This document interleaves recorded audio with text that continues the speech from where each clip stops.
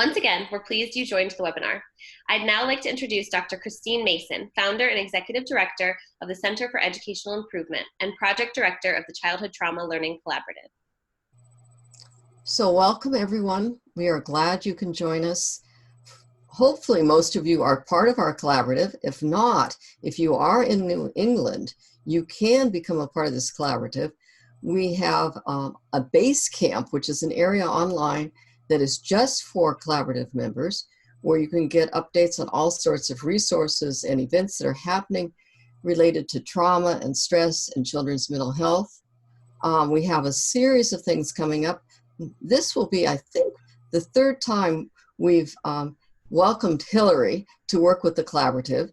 She was at our kickoff meeting in Boston last April and did a webinar previously for us. And so we're very, very glad that she's here. We're excited that you're with us, and we hope that you will find this informative.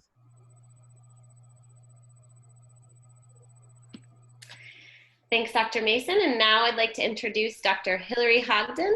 Dr. Hodgdon, I turn the webinar over to you. Great. Thank you so much, Dana and Ingrid and Chris. I'm really happy to be here today to talk with everybody about screening and assessment practices for trauma. And I think a number of you have been part of previous presentations, but just in the event that you haven't, I'll just say something very briefly about myself and the work that I do. So I'm a clinical psychologist by training.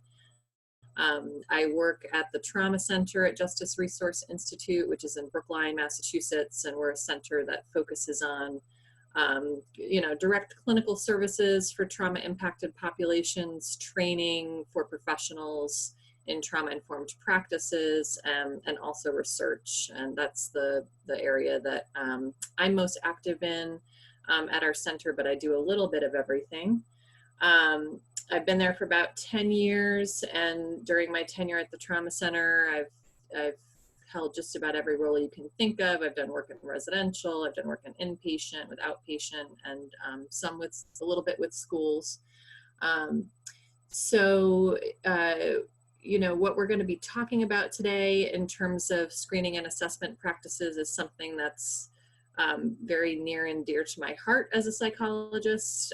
I do a lot of evaluation and both in terms of in-depth evaluation, but also through various quality improvement initiatives at JRI, where we're screening and assessing kids that are getting services through our system, which is a large behavioral health organization located primarily in Massachusetts, but we also have programs in Connecticut and Rhode Island. So if you want to go to the first slide, just to give a little bit of an overview in terms of what we're going to be talking about today, I'm going to give some background information on sort of contextualizing trauma screening within a broader trauma-informed framework. Thinking about what constitutes kind of a trauma-informed framework or approach, and how does trauma screening and assessment fit into that. I do think that is something that's important to think about. Screening measures don't make a lot of sense to use in isolation from a broader sort of approach, trauma-informed approach. And that can look like a lot of different things, but we'll talk about some of the key elements of that. I'm going to also talk a little bit about a specific trauma screening tool that I think is particularly good, and I'll talk about why I think it's particularly good and some of the pros and cons of that assessment tool. I'll also give you some information about alternative assessment tools. There are a number of them out there. And also where to access more information if you're trying to make some decisions about implementing trauma screening where you're currently working. And throughout the webinar, we're going to stop at a couple of points to ask some questions. We'll have some time for Q&A. So, if there's things that I'm talking about, you have questions about, make a note of that as we're going through here. So just to speak a little bit about, why trauma screening is important. It's considered a key element of being a trauma-informed system, and we'll say a little bit more about that in a second. One piece that I think is really important to think about if you're implementing trauma-informed practices anywhere in any system is that children and youth oftentimes are exposed to more than one type of trauma. And for those of you that were at the kickoff meeting, we talked a little bit about this. And trauma comes in both overt and covert forms. So there are sort of more obvious or known forms of trauma. So if there's, you know, a violent incident in the community, or a child has a known history with Department of Children and Families that we have some information about their trauma history, or they've experienced the loss of a loved one, we might know that information. But there are also many forms of trauma that we would consider to be kind of, I call them hidden forms of trauma, or unseen forms of trauma. And one thing that we know from relatively recent research is that those more hidden forms of trauma are just as impactful on children's functioning as the more obvious ones. So for example, psychological or emotional maltreatment and abuse you know, is just as likely to lead to negative mental health outcomes as something like physical abuse or sexual abuse. And so, you know, those forms of trauma do influence development. They also tend to occur early on in the life course, and maybe things that aren't reported or known about the child. Another sort of key factor to consider about screening practices and why you know, we recommend them, not in all instances, but in many instances, is that when we see social, emotional, behavioral challenges in kids, oftentimes what you see on the surface is just the tip of the iceberg. And so having an understanding or some information about their trauma history, which likely influenced what we're seeing on the surface, can be very informative in terms of understanding what might be driving those behaviors, building empathy for folks that are working with the child, helping the child gain an understanding of why they might be reacting to a given situation the way that they're reacting to it, and helping the family understand that as well. In addition, services that might be put into place or recommended for kids who are struggling with socio-emotional difficulties are different depending on what some of those key drivers are. So there are a lot of really good and effective trauma-informed mental health approaches and practices out there, and if we know some information about a child's trauma history, we can link that to why we're seeing challenges.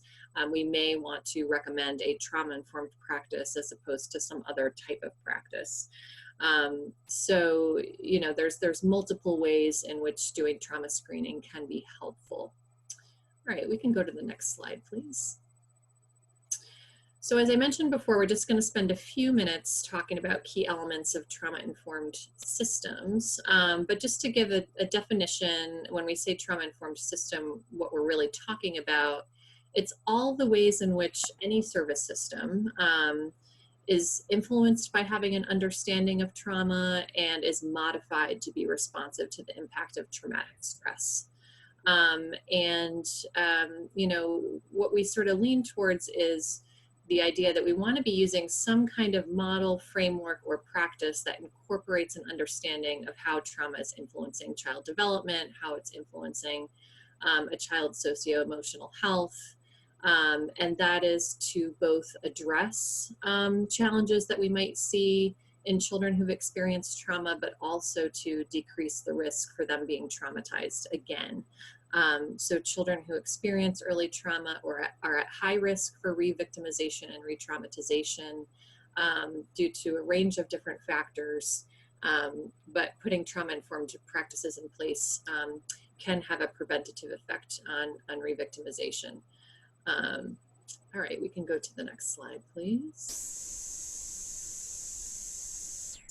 This is the definition from the National Child Traumatic Stress Network. And they emphasize the idea that trauma-informed systems need to be able to recognize and respond to the impact of traumatic stress. And so if we aren't asking the questions, we're not going to be able to recognize that trauma has occurred. And if we can't recognize that trauma has occurred, we're not going to be able to respond to it. So that screening piece is kind of a key building block of becoming or moving towards becoming a trauma-informed system. Other pieces of this definition that I think are important are the infusion of trauma awareness. So, being educated about what constitutes trauma, what some of the impacts are, having that information influence the organizational culture, practices, policies, all of those kinds of things. Also acting in collaboration with children and families, and we'll talk about how that piece of being a trauma-informed system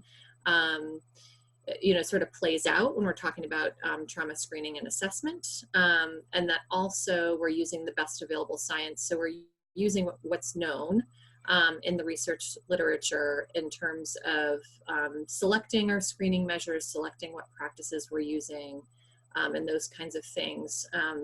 And our ultimate goal really with moving towards becoming trauma-informed is to increase physical and psychological safety for children and families, which is going to facilitate recovery from traumatic stress and hopefully help them to thrive. Okay, next slide. Okay, so one of our key elements, as we just talked about, of being a trauma-informed system is routinely screening for trauma exposure and related symptoms. So in other words, we're asking about it. We're asking about, has trauma occurred? What does that look like? And how is it affecting the child and the family? So are we seeing impacts on functioning? Are we seeing impacts on academics, on peer relationships, on mental health symptoms, those kinds of things? Using a quote-unquote accepted screening and assessment tool is the ideal, and by accepted we mean something that has been demonstrated to be valid and reliable in the population that we want to use it with. So there's some research support that the measure captures the information that it's claiming to capture, that it's useful. And as we mentioned before, if we're not able to recognize trauma, then we're less likely to respond. All right, next slide. So I'm showing this slide. Some of you may have seen it before already, but I'd like to just reiterate a couple sort of key points from this data. So what you're seeing in this graph is data on reported rates of different types of trauma among children and youth who received services through the National Child Traumatic Stress Network. And the NCTSN is also a SAMHSA-funded initiative that's been around since 2000, 2001, so almost 20 years now. And the NCTSN funds centers across the country that provide trauma-informed services to kids and families across a range of different types of settings. So it could be residential treatment, outpatient, schools. They do provide services through schools and things like that. And as part of that service initiative, they do collect information, data on children receiving services through SAMHSA-funded sites. And one of the pieces of data that they collect is what kinds of trauma has the child been exposed to across the life course. So what you're seeing here is rates of different types of exposure. This is treatment-seeking kids. So this is not a representative population study of a community sample. This is kids who are seeking treatment. So they have symptoms or challenges that are clinically significant enough that they need access to a trauma-informed practice. So that's important to know.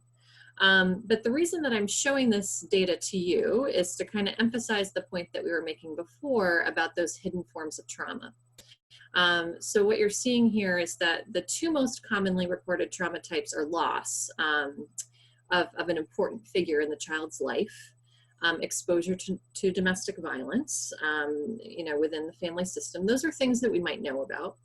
But after that, some of the most commonly reported types are something called impaired caregiver, which is having a caregiver who's unable to provide adequate care due to their own mental health or substance use challenges, or because of being incarcerated, or factors, contextual factors that might be affecting them.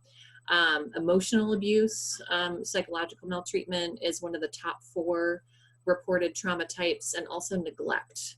And so when we talk about those more hidden forms of trauma, this is what we're talking about. So kids who've experienced neglect and impaired caregiving are often also experience emotional abuse and some other form of child maltreatment. But these are trauma types that tend to get missed by official systems. So if you look at data about what gets reported to child welfare and that kind of thing, emotional abuse in particular tends to fly under the radar. However, it commonly co-occurs with many of the trauma types that you're seeing here. So again, this is something where if we weren't screening for these trauma types, if we weren't asking about them, we probably would not know that the child had been exposed to them. And we also know that these trauma types are just as impactful on child development as some of the more, sort of commonly seen or commonly recognized form of trauma. And we're getting a message in the chat box about the volume. Are people able to hear okay? Dana, do we want to take a second to check in about that? I can hear you just fine. If anyone else is having problems, please chime in the chat box. Okay, we've got a number of folks that are saying they can hear just fine. So if you're having trouble hearing, I have 2 suggestions for you. Having been a participant on many webinars and meetings myself and encountering the same challenge, one is that you might try using headphones if you don't have them already. The other is just make sure the volume in the bottom right-hand corner of your computer screen, if you check, just make sure it's turned all the way up. Sometimes with these meeting platforms, it can be a little bit challenging to hear through the speakers, but if you plug in some headphones, you might be able to hear better. So that's my tech suggestion. Okay, so we can go on to the next slide. All right, so we're going to shift now into talking about what trauma screening and trauma assessment is, and talk about one specific approach for that. So trauma screening is a brief, focused tool or process which has several different goals. One is to figure out, has the child been exposed to a trauma or multiple different types of trauma? The second goal is to determine if there are any mental or behavioral health needs that may be stemming from that trauma. And the third would be to inform a process around referral for more comprehensive mental health assessment and or trauma-informed services. So trauma screening is really meant to be a wide net process. And in that, it can be implemented with an entire population of kids. It can be implemented in a more focused way, but it's not meant to be a comprehensive deep dive into the child's sort of clinical presentation. It's meant to get some surface level information that's going to help us make decisions about potential next steps for that child, and also give us some information that may help to guide and inform how we're understanding their presentation. All right, we can go to the next slide.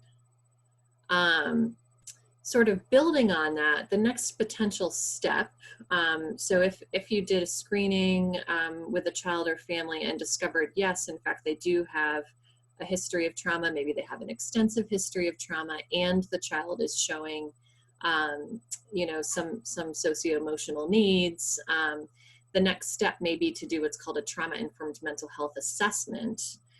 This is different from screening in that it's comprehensive, it's more in-depth, and this is something that would be performed by a trained clinician. So a social worker, a psychologist, someone that has a mental health background, that is trained in the administration, interpretation of psychometric measures or other kinds of standardized measures that can conduct a clinical interview and those kinds of things. Mental health assessment can include a number of elements. So it may include a clinical interview with the child and a parent and or other collaterals. There may be standardized assessment measures that are used, behavioral observations, so sitting in on a classroom and sort of seeing how the child is doing in terms of learning, how do they interact with their peers, those kinds of things. And the goal of this kind of assessment is really to gather more in-depth information about trauma exposure and the child's current functioning, develop a symptom profile, a conceptualization, clinical conceptualization of what's going on with the child that will then be used to inform referral for services, inform treatment planning, so making determinations about what the focus of treatment needs to be, what kind of treatment would be most effective. And this kind of assessment can also be used in an ongoing way to monitor progress in treatment. So some of those standardized measures, we're going to talk about an example of the standardized measure in a second, might be administered at multiple time points to see how effective whatever intervention is being used is. So is the child showing improvement? In what areas are they showing improvement? That will inform decision-making about ongoing treatment processes and whatnot. All right, we can go to the next slide. Okay, we're gonna do a poll question. So the question is trauma-informed screening being conducted at your school? Yes. If your answer is yes, please indicate in the chat box the staff role of the person who conducts the screening, so who is doing it. No, or I'm not sure, I don't know.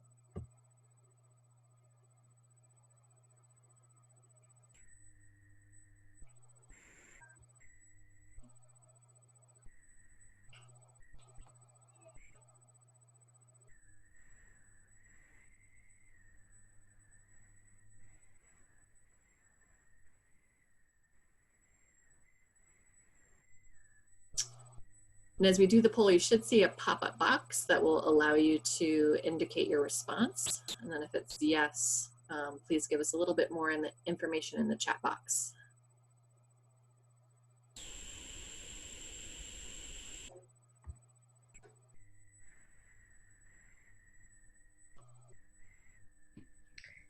So the poll results are in, and it looks like there are about 18% of us who say yes, 41% say no, and 41% don't know.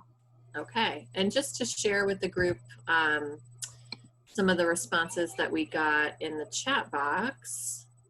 One person said teachers are doing the screening. Let's see. One person responded, when students register, a counselor meets with families and does an informal questionnaire. One person they're in the process of developing screening procedures, and one person responded, school social worker. So just to give people a sense from other participants on the call, sort of what's happening in different places.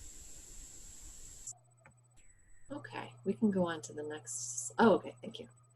All right, so in terms of going back to trauma-informed screening, and I like to present the information on the mental health assessment piece just to highlight the differences between the two, but also kind of to just give a little bit more information about if you're going to implement screening practices, you know, and you have kids who are popping up, they need some additional help, what are you going to do next with that information? And the mental health assessment is sort of the recommended next step for that. So trauma-informed screening can be used with every child within a system if that's what makes the sense for your system. It does not have to be used with every child in a system, so it can be more focused and targeted. That's a decision point. If you're going to be implementing screening practices within your system, you're going to want to think about, is this something that's going to be universal, or is it going to be targeted towards children that we believe are more high risk? Ideally, when we're doing trauma screening, it's going to evaluate two elements. So what is the trauma exposure? And then are there traumatic stress symptoms or reactions? Traumatic stress symptoms or reactions do not have to be just post-traumatic stress symptoms. Traumatic stress symptoms and reactions could be things like depression, anxiety, internalizing or externalizing problems, difficulties with academic engagement, difficulties with social functioning. So there's a range of different kinds of outcomes that we might think about, or reactions that we might think about, and that might be related to exposure to trauma. PTSD is just one of those. The tool that we're going to talk about does specifically look at PTSD, but I can give you guys some information on tools that screen for other things, particularly when we're talking about populations that have exposure to multiple trauma or complex trauma, child maltreatment, things like that. We do tend to see that kids are likely to display symptoms beyond a PTSD profile. And actually the most common diagnoses among kids that have multiple trauma exposure early in development are anxiety diagnoses and things like oppositional defiant disorder and ADHD and stuff like that. So it's not necessarily going to lead to PTSD, but might lead to other things. Screening tools can really be administered by anybody who's been properly trained. So it could be professional, paraprofessional, and the training is not super extensive. So it's, how do you ask the questions appropriately, and then how do you score the measure, and what do you do with the information? The tool that we're going to talk about does have a training process that's available, online training process that's available, which is another reason why I picked it. But we do want to make sure that folks that are doing screening feel comfortable asking the questions, and are going to know how to respond appropriately if we get an endorsement of trauma that can be supportive to the child and that kind of thing. All right, we can go to the next slide. Okay, so there's a number of things to think about, considerations that you want to kind of mull over, discuss within your system if you're thinking about adopting trauma screening. And a number of these issues are mapped out in the Guidance for Trauma Screening in Schools document that we provided you all. So that's a good resource to look at. If you're thinking about doing this. The other place that's a good resource is the National Child Traumatic Stress Network's website. And so if you look at the bottom of this slide, the source material for this, they have a good amount of information on screening practices and things to be thinking about if you're going to be implementing screening practices. But before you sort of adopt these practices or think about bringing them into your school, you want to be thinking about if you're going to be gathering information about trauma history, how's that information going to be used? What's going to be done with it? And really, this is, I think, probably the most important question. Is gathering the information going to be beneficial to the child and family? So is it going to be used in such a way that, the child will, be referred for services if necessary. They'll get additional support in school. It's not just being gathered, for gathering's sake, which I think it would be unusual for anyone to want to do that. But we do want to sort of be considering that. If you're going to be doing screening, how is that process going to be explained to the child and to the family? So what rationale are you going to give to sort of help people know why do we want this information? And that piece is also going to help with compliance. So if you read the practice guide that we sent around, one of the things that the authors of that note is that when folks do begin to do screening practices, upwards of 50% of children and families opt out. And I think, part of the reason for that is if you if you haven't had a conversation with somebody about why it is that folks want this information, what's going to be done with the information, why it's helpful for you to share it, you're going to be less likely to engage in that process. So that that sort of collaborative piece, which goes back to our key elements of trauma-informed systems being collaborative, is really important. How are you going to obtain consent? How is confidentiality going to be maintained? Incredibly important. If the child discloses information that raises concerns about their safety or the safety of others, or if they disclose current child abuse or other information that's either going to necessitate that you break confidentiality or make a report to child welfare, how is that process going to be handled, right? So if the child, during the screening process reveals that there is ongoing child abuse happening, I'm assuming folks on this call are all potentially mandated reporters. So do you know what the next steps are that need to happen to ensure that that information gets reported and followed up on? How are you going to support the child and family throughout that process? Those kinds of things. Okay, next slide. Okay, so a few other things to be considering with trauma screening. Does universal or targeted screening make the most sense for your system? So do you want to be doing screening practices with everybody, or are you going to be somehow selecting students to go through the screening process if you know, students that are coming in with identified socio-emotional challenges that have been identified by an IEP or a 504? Are you going to use that as a benchmark for implementing screening? What concerns are the most important to examine for your system, and therefore what screening tool is the best fit? So as I mentioned before, some screening tools focus specifically on PTSD. If you're seeing a broader range of challenges among your population, you might choose a different tool to screen for that. Very important, what are the resources that you need to implement screening practices? And this includes a number of different things, most importantly, staff time to do it. So, doing screening practices can be time consuming depending on what approach you take, who's going to administer the measure, where, how is the information sort of going to be housed, who's going to make a referral to treatment if that needs to happen, that kind of stuff. And then who's going to complete the measure? Again, depending on which tool you select, it might be a child report measure, it might be a caregiver report measure, it might be the teacher who's filling it out. And then the number and timing of administration. So is this something that you're going to do once at the beginning of the year? Are you going to administer it multiple times? How are you going to track that information, et cetera?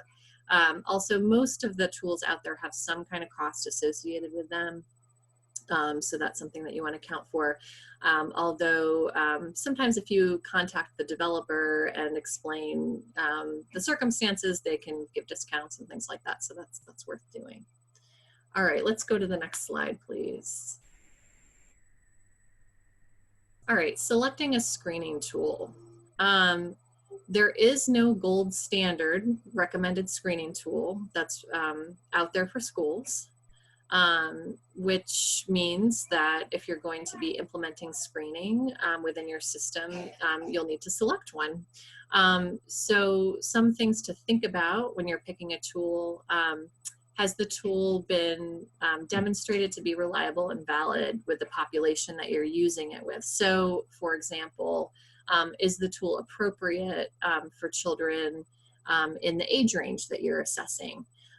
Is it appropriate for use with kids who have histories of trauma? We would hope that it is if it's a trauma screening tool, that kind of thing. The age and stage of the children being assessed, language, so that can be a big potential barrier if you have children and families in your system who are not primarily English speaking. Many of the tools that are available have been translated into other languages like Spanish, and so that's just another consideration. The administration time involved, how much of a burden is it going to be to the person administering the tool and then to the child or caregiver who is providing the information. So these are all things to think about. And you can see a comprehensive list of different screening tools at the webpage that's provided on the slide. Also in the appendix of the document that we sent to you all, there's a table that has some sample screening tools that gives you some of this information. So the name of the tool, how many items it is, reliability and validity information. It doesn't give you assessment time, but if you look up the tool, and most of these tools that are listed in the appendix are also listed on the NCTSN measure of use page, which does give you more in-depth information about like what the administration time is. It directs you to where to find the tool and all that kind of stuff. So that's a really good resource.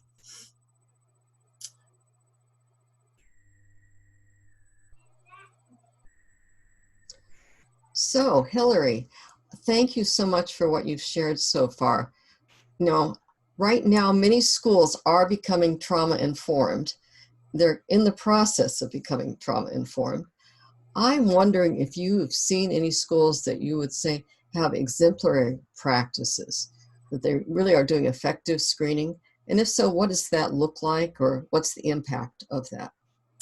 Yeah, I mean, I think the systems that I've worked with that have effectively implemented screening practices, I wouldn't say there's a universal approach that I think is the best. I think the approach that is the best for your system depends upon the needs and the resources of your system. So I think the systems that I've worked with that have been successful with implementing screening practices have done so in a thoughtful way, considering some of the questions that we just talked about. So from the very beginning, have sort of thought about and considered, what can we realistically do? What's realistic for our system in terms of, how in depth we're going to go, whether we're going to do a universal type of screening or a more targeted screening. How are we going to use that information once we have it? I think it certainly helps to have some counseling or mental health supports within the school, because that provides you direct access, a place to send kids if they are showing that they have mental health needs. But if that's not the case, thinking in advance about what kind of resources are available in the broader community where we might refer children and families who are showing distress or trauma-related symptoms or those kinds of things. I don't have a really strong opinion about using universal versus targeted screening, except that, again, you have to be realistic for what's feasible within your system. So doing universal screening may not be feasible. It also may not necessarily have benefit above and beyond what can be obtained with targeted screening. So even though the vast majority of children possibly in your system may have been exposed to trauma, it does not mean the vast majority of them are going to exhibit needs related to that trauma. So many kids are resilient, and they may be exposed to trauma and never have any symptoms. And so do we need to know about their trauma history? I don't know, we may not. Or you may be implementing a practice more broadly within your system that every kid is going to receive anyway, regardless of what comes up on screening. And so you may want to collect that information to kind of inform how you target those practices, which grades, which classrooms are most impacted, that kind of thing. So I'm thinking about everything you're saying about trauma screening, and realizing with the work we're doing in New England, a lot of it is related to mental health concerns. Mm-hmm. And there's this whole process now that's being promoted across the nation related to mental health screening. Right. Can you explain the difference, if there is any? Between trauma screening and mental health screening? Right. I mean, I think that they're overlapping concepts. So trauma screening is, maybe a little bit more specific than mental health screening more generally. With trauma screening, you're gathering historical information about what's happened to the child. You're also gathering information about symptoms related to traumatic stress. With mental health screening, you might be gathering information about the child's mental health more broadly. what you see in that mental health screening may be occurring as a result of early trauma or current trauma. And so the mental health screening without the trauma piece, you're potentially missing that historical information, which may inform how you're thinking about or conceptualizing the mental health symptoms. The trauma information may inform what kinds of treatments you're referring kids to or recommending. So I think they're overlapping. Mental health screening I think of as being kind of more broad, and trauma screening a little bit more targeted, but not wildly different in terms of, you know, the kinds of information that you're getting. So one more question right now. I'm thinking about the various grade levels and wondering if, in terms of best practices, are there like specific grade levels that are kind of recommended times to do the trauma screening? Recommended times during the year, or in terms of the children's ages, or both? Both. Yeah, well, I would say in terms of ages, child age and stage, the thing that we want to keep in mind is that younger children, especially under the age of 8, don't tend to be the best reporters on these types of measures. So if you're working with younger kids, it is really beneficial to be getting information from someone who knows the child. Older kids, 8 and above, teenagers, are more reliable, although there still tends to be discrepancies between what we get from a caregiver report versus a child report. You know, something to keep in mind is that, especially for early trauma occurring prior to the age of 3 or 4, we don't have autobiographical memory until we're 3 or 4. So if a child's experienced early neglect and they were placed in foster care and then they were adopted, they may have no memory of that early trauma. They're not going to be able to report on it, but a caregiver might be able to. They might know the history. So that's what I would say about age and stage. In terms of when during the year to do the screening, I really think it depends on the needs of your system. I mean, it makes sense to me that you would do it at the beginning of the year. I know that's a time when a lot of kids sort of get identified for additional services. It's certainly when the referrals start to kick up at our center from schools. And it is a little bit more of a stressful time for kids and families, right? Because they're making a transition back into school. But also considering that, you might think about, is the very beginning of the year the best time, or do we want to wait a month or two until kids are kind of situated and feeling a bit more comfortable and we've gotten to know them? So I think that sort of has to be individualized, and there's no right or wrong answer. Thank you. Sure. Okay, so we're going to spend the remainder of the time talking about a specific screening tool. And I wouldn't take the fact that I've selected this one as that I'm endorsing this one in all instances. It's just an example of one that I think is good. And we'll talk about the pros and cons of it. But the UCLA PTSD Reaction Index, this is a screening tool that was actually developed by members of the National Child Traumatic Stress Network and has been used pretty extensively with kids and families receiving services through that network. And here's what I like about it. What I like about this tool is that it has very good psychometric data. So it has demonstrated reliability and validity with trauma-impacted populations across a wide range of ages.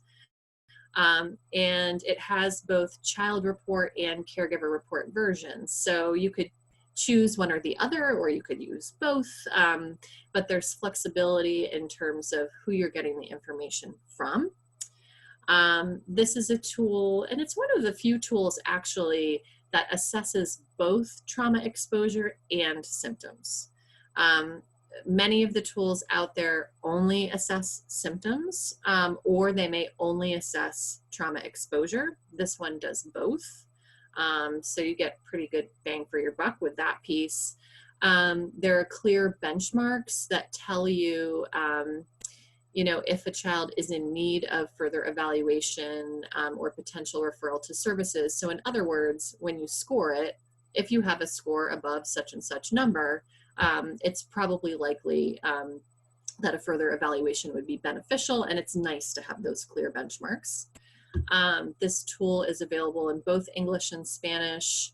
There's versions for younger and older children. And recently, they just came out with a brief version of the PTSD Reaction Index. So the full version of the tool is, I believe, 24 questions assessing trauma symptoms, additional questions assessing trauma history. The brief version is only 11 questions assessing PTSD symptoms. And quite frankly, that can make a big difference if you have a briefer tool. It takes less time. It's less potentially burdensome or psychologically distressing for the person answering the questions. They don't have to go into as much detail about their trauma symptoms. So that's a nice option to have. You can see some of the citations for the tool at the bottom of the page. This tool is available through a company called Behavioral Health Innovations. And so if you go to their website, you can get a lot more detailed information about the different versions of the tool. They give example questions. You can sort of get a sense for how trauma history is assessed, how symptoms of PTSD are assessed. It gives you information about how to score the tool, what kind of report is generated. So they have a really nice electronic scoring system that you can use that gives you a little, the output is like a little stoplight with green, yellow, and red for each symptom type, letting you know, is that an area where further action needs to be taken, where the child is reporting there's clinically significant symptoms in that particular domain. So it's very easy to digest and use. And we can go to the next slide. The downside of this tool, it's not free. Most tools are not free. The cost of this one is pretty good in that you can get a site license for up to a certain number of administrations for a flat fee. So it's not overly costly. Another downside of this tool, and this is a big downside, is that it only assesses symptoms of PTSD. So it does not get at depression. It does not get at anxiety or behavioral problems, which are things that are all probably quite pertinent for school. And so, the way that we use this tool in our system, but we don't use just this tool. We use this tool and a couple other ones. We use the child behavior checklist and the child depression inventory and a few other things. Our screening process is a little bit more comprehensive than it probably needs to be. But that's just something to know. So the sort of information that you're going to get from this tool is going to be focused on symptoms of post-traumatic stress disorder. They recommend that this tool be administered as an interview, which is more time consuming. It doesn't have to be for older children or teenagers or caregivers, as long as you feel confident about, sort of reading capacity and things like that. They could self-administer, so sit and just fill it out. But they do recommend that it be administered as an interview. The trauma exposure portion of this tool, which is called the trauma history profile, may be overly detailed for a school context. And the reason that I say that is that the trauma history profile assesses for 18 or 19 different types of trauma exposures. So there's a lot of questions to answer about trauma exposure. And if a particular question is endorsed, so somebody says, yes, I experienced bullying, for example, there's some additional questions about the timing of that, at what ages did it occur, whether the child was a witness or a direct victim, that kind of stuff. So it may be too much information, but you could just sort of get a more surface level take on what trauma types the child has been exposed to and not ask the additional questions if that's something that didn't feel like it was doable or feasible within your system. What's nice about having that detailed information is you get a sense of when during development did the trauma happen, and that is can be really informative to know. So it's got some pros and cons there. Let's see, what else do I want to say about this tool? Can we go to the next one, which gives some more information about, okay, so we already said some of this. So for the trauma history profile, 20 different types of trauma and adversity.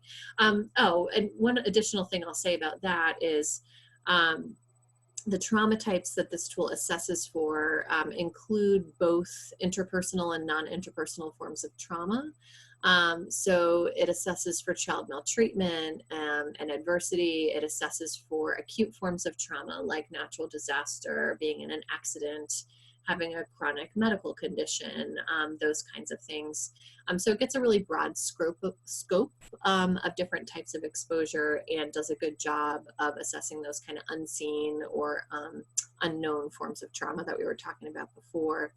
And as I mentioned before, if a trauma type is endorsed, there's some follow-up questions that are asked. We can go to the next slide.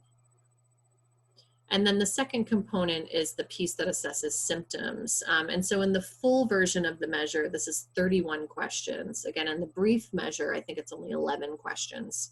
And so the respondent, whether it's the child or the caregiver, is asked to think about how they've been doing over the past month and indicate if none to most of the time, it's a 0 to 4 point scale. They've been experiencing different symptoms. Basically this tool assesses PTSD symptoms according to DSM-5 criteria. So assesses intrusions, you know, has the child had intrusive memories popping into their head about the trauma? Have they had nightmares or experienced flashbacks? Are they experiencing physical or emotional distress when they're reminded of the traumatic event, that kind of stuff? Are they displaying any symptoms of avoidance? So for example, I try to stay away from people, places, or things that remind me about what happened, or, you know, I try not to think about what happened. I try not to feel feelings related to what happened. That's an example question. Negative alterations in cognition and mood. So this is changes that may have occurred because of trauma and how the child sees themselves or sees the world. So for example, I have thoughts like I am bad, that kind of stuff. Do they feel alienated? Are they no longer interested in things that they used to be interested in? Are they having trouble feeling feelings? So, you know, are they reporting I feel angry all the time, but I never feel happy, that kind of stuff. And then alterations in arousal and reactivity. Is the child feeling more irritable? Are they showing aggressive behavior like getting into verbal or physical fights? Are they having difficulty sleeping or concentrating?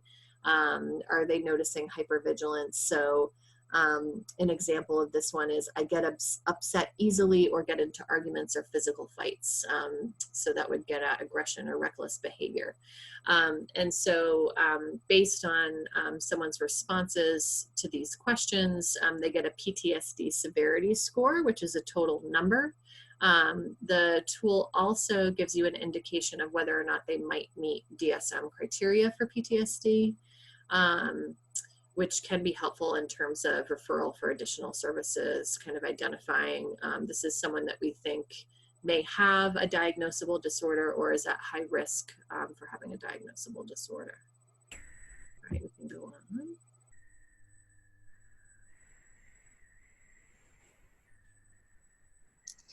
So Hilary, I'm looking at the time, so I'm going to keep my questions fairly brief. Okay.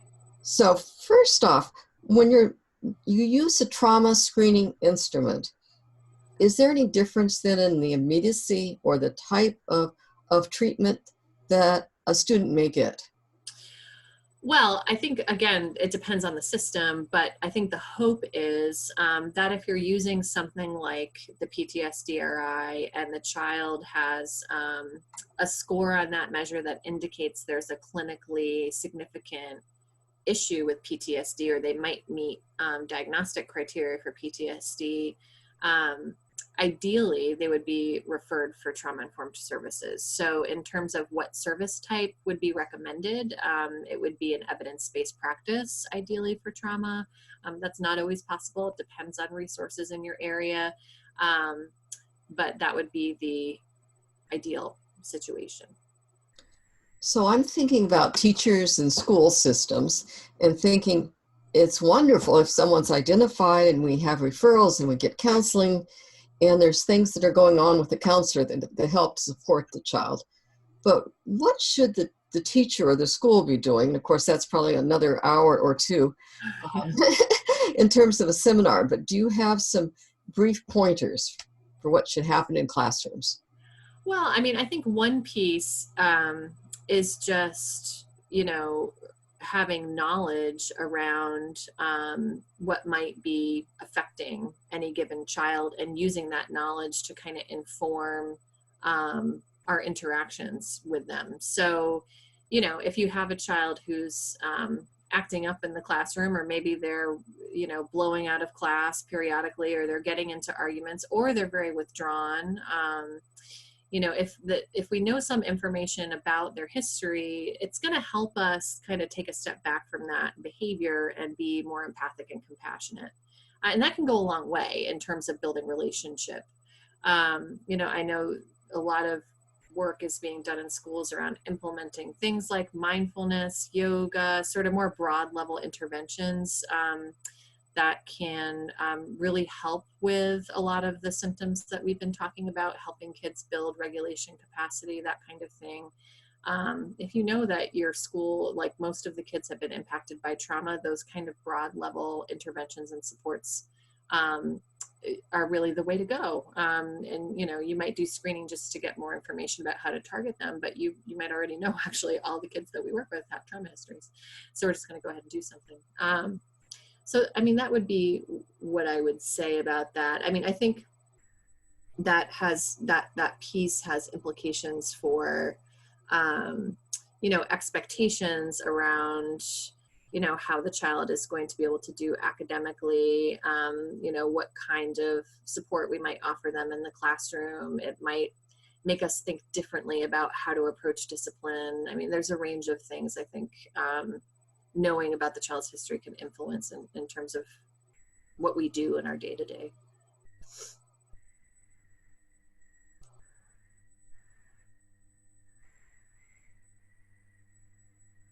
Well, thank you, Dr. Mason. Does anyone have any questions for Dr. Hodgdon or Dr. Mason? If you do, you can use the raise your hand feature, or you can use the chat box to request an open mic. You can also type your question in the chat box.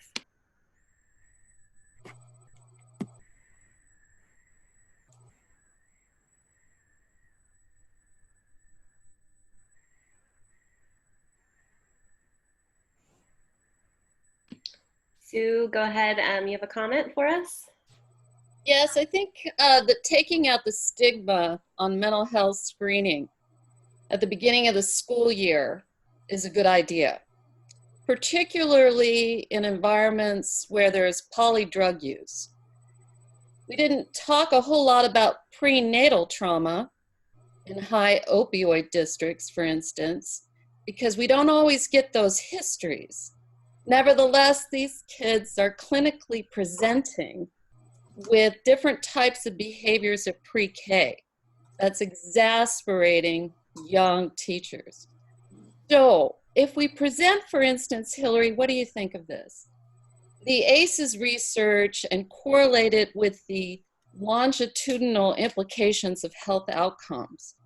Perhaps that provides a framework for parents to possibly entertain the notion of why trauma-informed interventions are good and healthy. Absolutely. And it gives parents an opportunity to reflect on their own trauma. The second thing I want to say is when it comes to screening, perhaps when schools have limited resources or limited professionals for intervention, perhaps teachers can collaborate amongst themselves on what is impacting them that first week. And similar to a curriculum-based assessment, for instance, where you're looking at data within the classroom, you can look at how the children are manifesting anxiety or homelessness or polydrug use within the home. For instance, we saw different outcomes for children where there was meth in the home versus heroin, and how those parental behaviors were impacting kids in the classroom. Perhaps teachers can develop their own screening tool until they get something standardized. based on what they see, based on their needs, that is sensitive to within the culture of their community. Yeah, I mean, I think what you're getting at is, or what I'm taking from what you're saying is potentially adapting Yes. things so that they really meet the specific needs of a given context, which makes a lot of sense. Yeah, because there's never going to be a perfect tool for every system, and so I think thinking about, are the questions really relevant to our population, and if they're not, what can I take from this that's useful, and what might I add or modify, makes a lot of sense to me. Exactly. Like if there isn't running water in the home in rural communities, what is a trauma sensitive approach that can deal with that at school that makes sense, like a washing machine or access to showers Mm-hmm. to prevent bullying. Right. Thank you. Thank you. So I'm back. My internet dropped me. I have like one question that I don't know if anyone got to while I was gone, and that has to do with the potential for misuse of the information that comes from screening. Yeah. I mean, it's very sensitive information that you're gathering. So I think there is, potential for misuse if the information is not kept confidential, or it's not. I mean, again, I think it goes back to, why are you collecting the information and what are you doing with it? And really the ultimate goal is providing some kind of benefit to the child and family. And so if the information isn't going to be providing benefit, if it's not going to result in some kind of action being taken that's helpful, then I wouldn't be collecting it, I think. Because I've certainly heard about situations, and this, I don't know, is specific necessarily to screening per se, but where, information about a child's trauma history was not kept confidential for whatever reason. Folks were talking about it in the front office and someone overheard or whatever, and it causes real damage and consequences for the child, potentially. So. Thank you. The other thing I'm thinking about is, with the approach we use with schools, we're always thinking about what we can do to support students. And sometimes people can end up stigmatizing students, or families, rather than just saying, hey, this is what we're dealing with, and what can we do to better support children. So I guess I would just caution everyone, I believe from everything you've said, there's some really good and valid reasons to get this information and hopefully to get to some appropriate treatment sooner. However, back to part of Sue's point, I do believe there's lots that can be done in classrooms and schools, even if you don't have these screeners. You just know a certain percentage of the children will experience trauma, and there's certainly good trauma-informed practices that we can implement in schools. Yeah, absolutely. I don't think implementing screening practices is a given in every place. I think you have to do an assessment of how is it going to be useful, and back to the point that both of you have been making about stigma, is there a risk for the information to be misused? And if we think that risk is too great, do we want to proceed, or do we want to think about addressing that issue first? Yeah, I'm curious what you think, Hilary, about kids who may be prematurely referred to residential treatment because of momentary suicide ideation. And they go into a clinic and they're there for a few weeks, and it's expensive, and most importantly, they come back worse. Or with a new peer group that they formulated in group that further exasperates deviant, for lack of a better word, behavior. That's a big question. I need like at least an hour to answer that one.